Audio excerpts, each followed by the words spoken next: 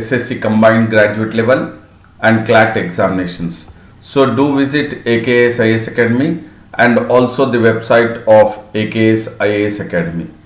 And about me, I am Sandeep Bhushan and my credentials are: I have 10 years of teaching experience for civil services. I teach international relations and internal security and the analysis of the Hindu newspaper. And this session will certainly help you throughout your preparation, because I would be emphasizing on the keywords and the key phrases from the newspaper, and by emphasizing on the keywords and the key phrases, we will identify the factual, analytical and conceptual questions which will be very useful for the prelims examinations as well, while you imbibe the keywords and the key phrases in your short notes for the mains examinations as the answer writing. So certainly it will also help you to score more marks in the mains examination. Therefore, the entire session will certainly help you to score higher marks in the mains 2020 as well as for the prelims and mains 2021. So do follow the entire session of the daily news analysis. And this session is in regards to the daily news analysis or daily newspaper analysis of the Hindu newspaper of today's, that is 25th of November 2020. And the quote of the day is: the key to success is to focus on goals but not on obstacles. So certainly there would be many obstacles which would be in the path of success, or to focus on the goals is very important rather than the obstacles. And before I get into the topic, I would say a very good morning to all. That is, good morning to the one who is in the live and also in the live chat. Good morning to D. Suvarna, Harika, Madhu, all of you, a warm welcome and very good morning to you all. And now we'll get into the topic, that is in regards to the daily news analysis of the Hindu newspaper. And there is definitely a severe cyclone, and then which would also come up with the very severe cyclone, and the cyclone name of the cyclone is called as Nivar. And this Nivar is certainly to close in or have a major impact on Tamil Nadu and Puducherry along with Andhra Pradesh and a little bit to the Karnataka, that is Bengaluru city. So definitely there is a cyclone effect on Karnataka, Tamil Nadu, Andhra Pradesh, and then definitely especially focusing on the Puducherry also. This cyclone is called as Nivar, and it is over the southwest of Bay of Bengal, and it will certainly intensify as a very severe cyclone storm in the next 18 hours, and that will touch the states of Tamil Nadu, Puducherry, which is between the Karaikal and the Mamallapuram around Puducherry, and that will definitely hit both the states by November 25th, that is today evening. And certainly the winds are expected to be very high, because it would turn from the severe cyclone to very severe cyclone, and thereby there would be, the winds or the speed of the wind would be, while it is hitting the landform, it would be around 120 to 130 kilometers, and which would range up to 145 kilometers per hour. So definitely it would be a very gusty winds and with a very high speed winds, and which would certainly be or likely to intensify to a severe to very severe cyclone, so that in the next 12 hours the state governments or the Tamil Nadu and the Puducherry government along with the Andhra Pradesh have to be very clear about it, that they need to be on foot and then make sure that they are all working together to have a little or a minimum damage in regards to the life and also in regards to the property. And because of this Nivar cyclone, the Chief Minister of Tamil Nadu, E.K. Palaniswamy, has declared a public holiday on November 25th, that is today, because that would be on the basis of, okay, here Madhu is asking how nomenclature is decided based on any terms. Yes. This I have explained, Madhu, a couple of months back. I have explained when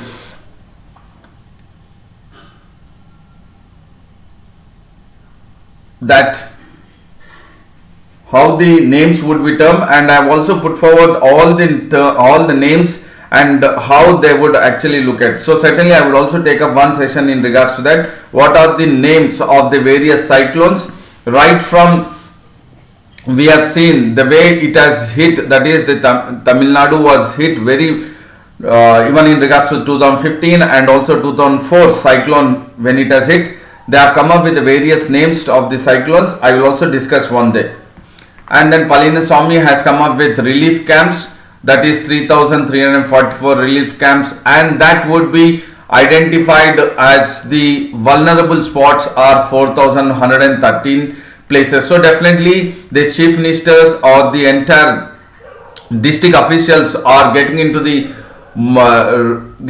point that they would be ready for having or setting up of the relief camps and identifying the vulnerable spots and having a special attention towards making sure that there would be all the machinery which would be kept under the National Disaster Response Force, and they would be coming up with various ready to be kept ready, that is ambulances, high power generators, tree cutting equipment, wherein they wanted to make sure that there would be very minimum loss of life and property, so that the NDRF will be ready with various teams, that is with 22 teams, and 12 teams will be in Tamil Nadu, 3 in Puducherry and 7 in Andhra Pradesh, definitely to handle the emergency situation because of the severe and very severe cyclone of Nivar. And definitely we have seen Chennai has experienced previous floods in the year 2015, and definitely the entire district officials and also the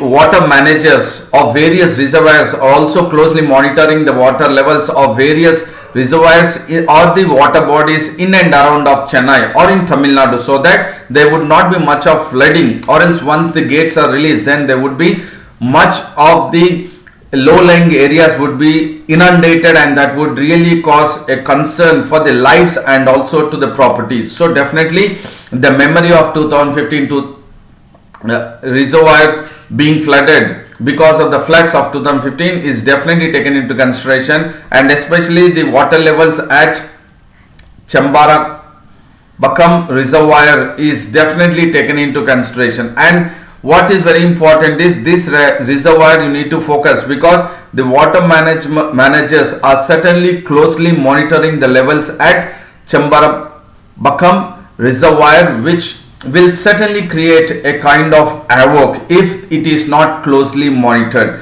And along with the Tamil Nadu Chief Minister, even Andhra Pradesh Chief Minister Y.S. Jagannath Reddy has also reviewed the meeting with various district collectors and then SPs and various other officials to make sure that they are ready, and they would be taking up the storm which crosses the Andhra Pradesh coast also. So everything is kept ready along with the NDRF and then HDRF teams, that is National Disaster Response Force and also State Disaster Response Force. And along with that, even the Meteorological Center at Bengaluru has also alerted an yellow alert for districts in south interior of Karnataka, including the Bengaluru city, for November 25th and 26th, that because of the cyclone Nivar, which would turn from severe cyclone to very severe cyclone, has also alerted Bengaluru, Andhra Pradesh and then Tamil Nadu, Puducherry also. So this is the one which is very important in regards to the disaster management. So this you need to focus the news in regards to the disaster management, how the SDRF teams or the NDRF teams along with the district collectors and then SPs and various other officials are definitely on a high alert to handle or to make sure that all the equipment which are needed, such as ambulances, high power generators, tree cutting equipments, and also the essential goods which are required. For example, it could be biscuits, or in regards to the milk and water, drinking water, will be kept in place, and they are all ready to handle the cyclone Nivar. And Gauri Naidu has also joined. A warm welcome to you, Gauri Naidu. And this I have taken it for the benefit of all the students, because the water managers are certainly looking at this, keeping a close watch on the Chambarambakam lake. So this is a lake which is certainly a cause of concern, and this we can see here, the lake here, and this reservoir is closely monitored, and you can see various other lakes in and around of Chennai, that is Puzhal lake, you have it here, and then you also have the Kadapakam lake here, and then you have the Captain Cotton Canal, and then Buckingham Canal here. So definitely all these are very important. Or you also have the Adyar river here, which flows into Bay of Bengal, and you have here again which is close here, Adyar river, and then Manivakam lake here. All these are very important water bodies. If there is a possibility that there could be a question asked on the Nivar cyclone, especially focusing on the water bodies in and around Chennai, and also you have the, here you have the national park, that is Gundi National Park, which you can see it here, and then definitely another reserve forest, that is this one, Palikaranai Marsh Reserve Forest. So all these are very, very crucial information for geography map based, because there is certainly we are focusing on the cyclone Nivar, but at the same time we need to focus even the water bodies and also the various national parks and the reserve forests, which are important, that they could be a part of your questions for the prelims 2021. So this is how you need to keep on focusing in regards to the how the question can be framed from one topic to another topic, or linking of one topic to the another topic. Here also you have the Kosastalal river, which again drains into Bay of Bengal here. So all these lakes, please do take it into consideration for the prelims perspective. And this Nivar would hit Tamil Nadu, and then Andhra Pradesh, and then also interior, southern interior part of Karnataka, like Bengaluru also. 3 states along with Puducherry is also being affected or will be hit by the cyclone Nivar. So this map based is crucial information. Do consider this. Bharadwaj has also joined. A warm welcome to you, Bharadwaj.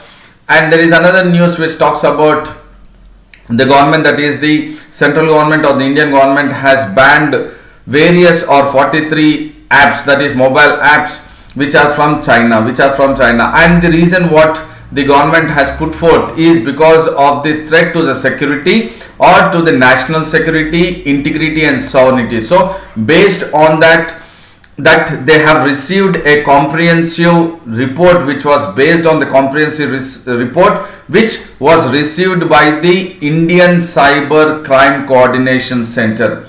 Please do understand, this is as per the information or per the reports which is based on the information which has been received by the Indian Cyber Crime Coordination Center. This is the keyword, and this is part of the Ministry of Home Affairs. And because of this report, the Ministry of Electronics and Information Technology, please do understand, because of the information or the report by the Indian Cyber Crime Coordination Center from the Ministry of Home Affairs, the Ministry of Electronics and Information Technology has issued an order that to ban or to block 43 mobile apps of Chinese, which are major of the Chinese one, that is the major Chinese apps such as Ali Super, Ali Express, Alipay, Cashier, Camcard, Ding Tak. All these are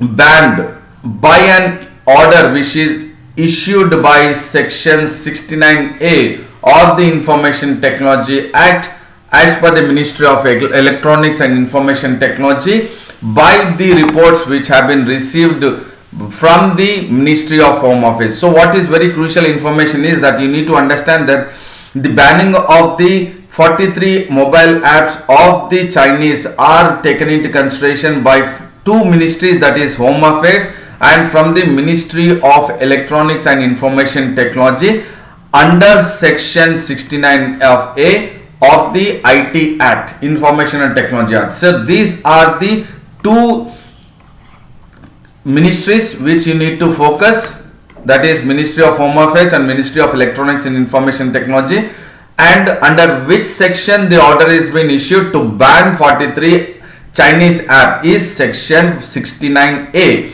of INT Act or Information Technology Act. This is very crucial for you to understand the conceptual of how the apps can be banned, that is of the various or the other countries which are being running in India, that is by a report of Home Affairs and the Ministry of Electronics and Information Technology. And we have seen earlier also the government of India has taken an initiative of banning the apps of Chinese. That is, in the month of June, the government has banned 59 apps which are pertaining to e-commerce or to gaming, and also which are pertaining to social media, browsers, and also instant messaging and file sharing. All these apps of China were banned in the month of June to 2020, that is 59 apps. Again in the month of September, 118 apps were banned. So definitely in the month of June we have seen the apps being banned by India, September, and now again in the month of November. So certainly now we have seen around 43 and then 59 apps in the month of June and September 118. So all these numbers have been banned. Mobile apps have been banned, Chinese apps were being banned by India, so that they have taken into consideration that it is a threat to the national security, integrity and sovereignty. So these are all again the keywords that has to be for sure in your answer, that what or on what basis the government of India has banned the Chinese apps. That is, those are a threat direct or indirectly to the national security, national integrity and the sovereignty of the country. And this all the ban on the Chinese app, as we know, it is because of the tensions between India and China along the LAC in the eastern Ladakh. So this information is again part of the information and technology and also in regards to the internal security So you need to focus from both the sides, that is information technology and from the internal security perspective. And the another news what we have is that the Prime Minister of India has had a meeting, that is virtual video conferencing meeting with various chief ministers, and definitely Narendra Modi, that is the Prime Minister of India, has asked all the chief ministers to get ready for the preparation for the distribution of the vaccine which would shortly come for the COVID-19 pandemic or COVID-19 disease. The COVID-19 vaccine would shortly come into existence, and the Prime Minister of India has asked all the state chief ministers to set up and steering committees and block-wise task forces. So these are the two keywords what our Prime Minister has emphasized, that to all the chief ministers to set up steering committees and block-wise task forces. Why? So that these two would prepare for the distribution of COVID-19 vaccine, which will be certainly available, and these two, that is the steering committee and the block-wise task forces,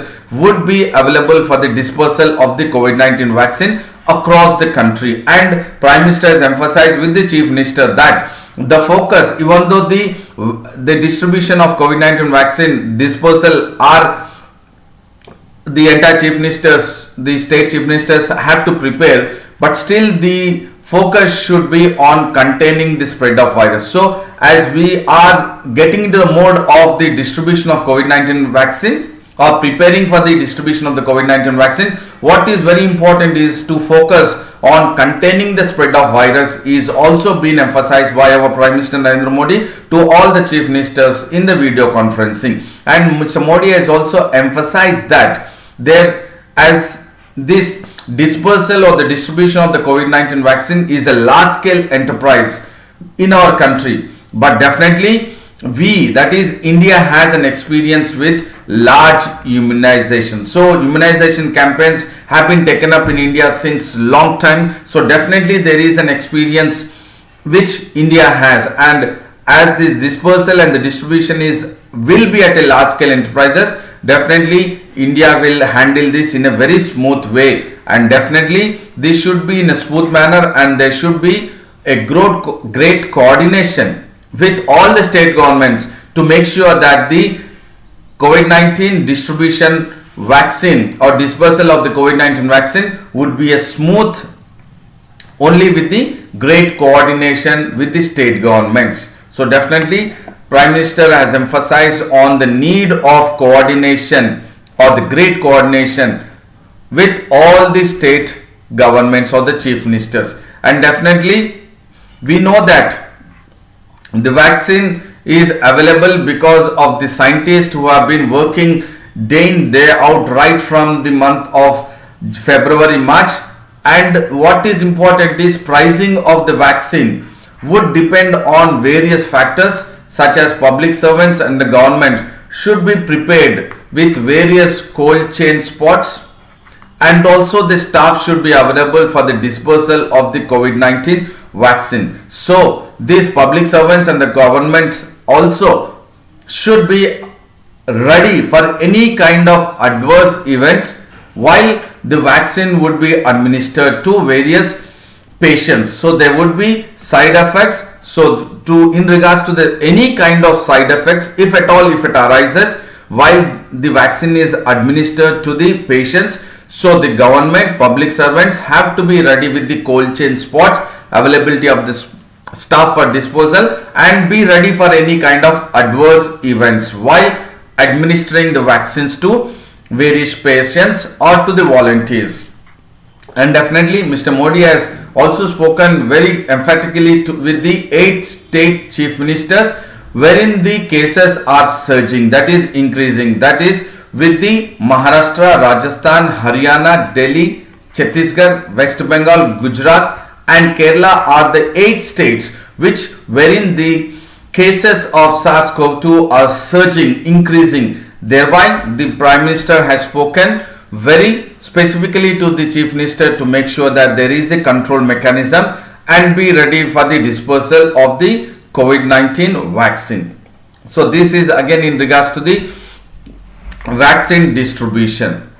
Vaccine distribution, it is center and states, that is coordination between center and state.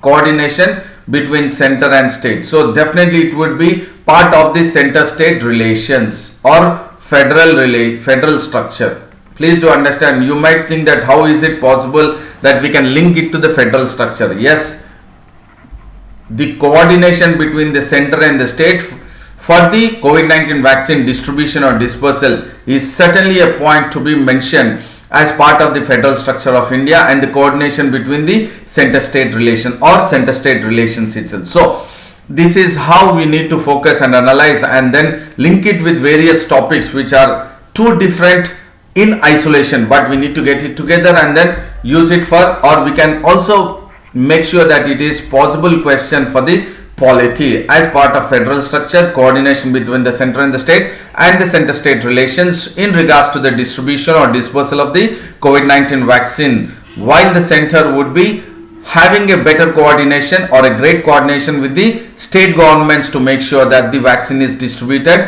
and then the cold chain spots or cold chain system is ready and the staff is ready for the entire dispersal and the distribution of the vaccine.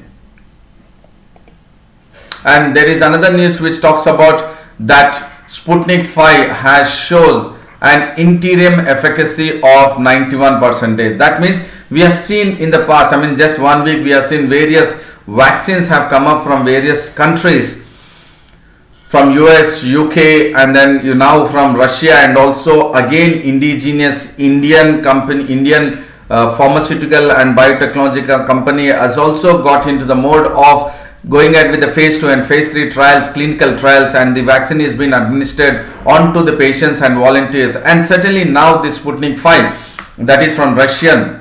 It is a Russian COVID-19 vaccine which now has shown a 91% of efficacy in regards to the vaccine being administered to various patients and the volunteers to the various volunteers, and this has been made it very clear that the efficacy is 91% by the Russian Direct Investment Fund, which is actually getting into the mode of the Russian COVID-19 vaccine candidate, and this is now being tested on to the UN volunteers in India, and the cost could be less than $10 or rupees 700 once the entire vaccine has the final phase 3 clinical trials which would be successful, and once it gets into the market, then the price of the Sputnik 5 vaccine could be 700 rupees in the international markets. And we have seen various vaccines which have come up, and we will also look at that the vaccine which has been developed by various companies, that is Pfizer BioNTech, has 95% of efficacy, and Moderna has 94.5% of efficacy, and Oxford AstraZeneca has 70% of efficacy, and Sputnik 5 now has 91%. And this information is very important in regards to master following. They might not ask about the efficacy, but in regards to the country and the vaccine. Please do understand, there could be a possibility of the match the followings in regards to the country which it is belonging, and to the vaccine to which country it is belonging. So there could be definitely a possibility of question. So for the factual and then for the analytical point of view also, you can take this as a prelims perspective UPSC point of view.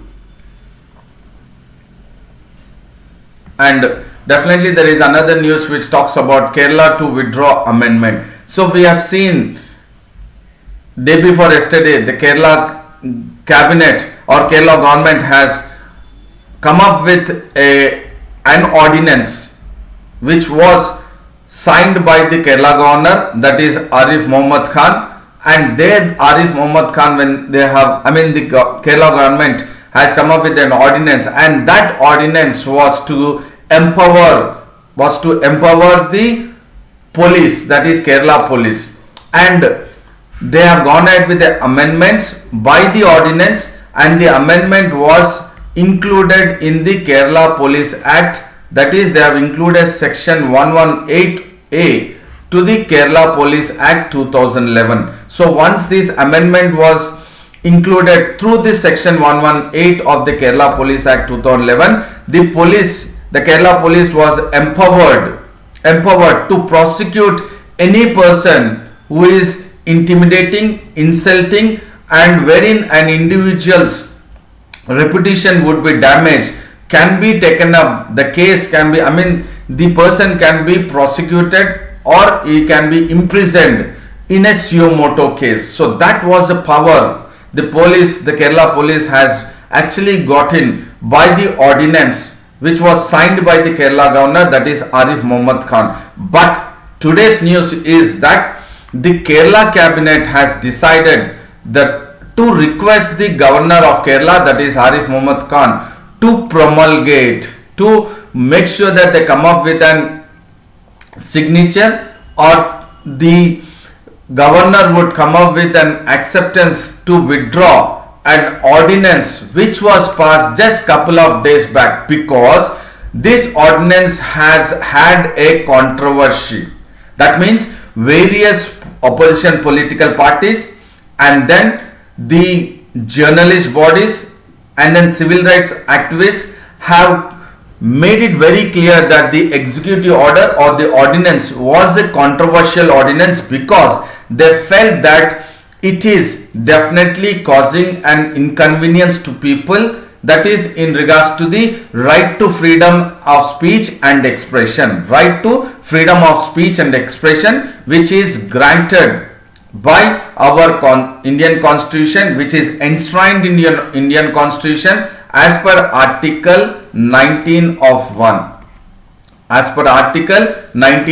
So as there was hue and cry, and definitely as it was an controversial ordinance which was put forth by various political parties, opposition parties in Kerala, and then journalists bodies, and then civil rights activists. So now the Kerala cabinet is under pressure and have decided to request the governor to promulgate and withdraw the ordinance, which has amended by including section 118A to the Kerala Police Act 2011, and this was in regards to curtailing the free speech and the media freedom So definitely the government now sought to give more teeth to the police by the ordinance to crack down or to make sure that it takes up the Suomoto case to imprison, even though if none of them are filing a petition or complaining to the police, that is Kerala police, can imprison a person whenever an individual has been made sure that he has been intimidated or insulted or defamed or his reputation is damaging, so they can take Suomoto cognizance in regards to the defamatory content in regards to various communication channel, that is in regards to the social media and in regards to the online content. So certainly any kind of defamatory content can be taken up by the Kerala police, which has given more power or teeth to the police, that to crack down or while in the sense very bad or unpleasant or hateful social media messaging which would target women, children, transgender people and other vulnerable section of society. So certainly this was the statement also being or explanation even given by the Kerala Chief Minister, that is Pinarayi Vijayan, that this is not to make sure that it is curtailing the free speech or the freedom of speech and expression of the citizens or the netizens and the media persons, but it was only to make sure that it protects the women, children, transgender people and other vulnerable section of the society wherein their reputation is damaged through various social media messaging. So certainly this information, that is the ordinance which you need to focus is, which was as per the section 118 of A amended to the Kerala Police Act 2011. So certainly this information, that is in regards to the recapitulating, we will go ahead, and this is in regards to the natural disaster or disaster management. You need to focus how the NDRF and SDRF are ready to take up the challenge of the severe cyclone or the very severe cyclone of Nivar, which would close in Tamil Nadu, Puducherry and then Andhra Pradesh and to the innermost southern part of Karnataka. And this is again in regards to the internal security, and then as per the Information Technology Act, the government has taken an initiative, that is Electronics and Information Technology Act, from the Ministry of Home Affairs. 43 mobile apps, and the Prime Minister has asked all the state chief ministers to prepare for the vaccine distribution.